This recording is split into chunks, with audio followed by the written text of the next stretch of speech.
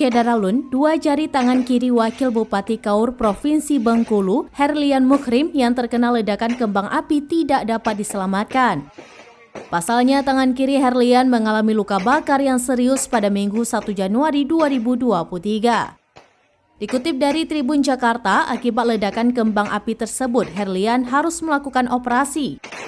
Direktur Utama Rumah Sakit Umum Daerah atau RSUD M. Yunus Bengkulu, Anjari Wahyu menuturkan operasi tersebut berjalan lancar. Tangan kiri Herlian berhasil dioperasi dengan penyambungan tulang, namun hanya 3 jari wakil bupati tersebut yang berhasil diselamatkan. Pasalnya 2 jari tangan Herlian tidak berhasil disambungkan, sementara semua jari tangan kanan Herlian berhasil diselamatkan. Diketahui pasca operasi kondisi Herlian dikatakan stabil.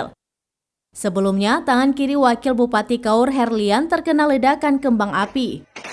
Hal tersebut terjadi saat Herlian menghadiri perayaan malam Tahun Baru 2023 di Sentral Kuliner Kota Bintuhan, Bengkulu.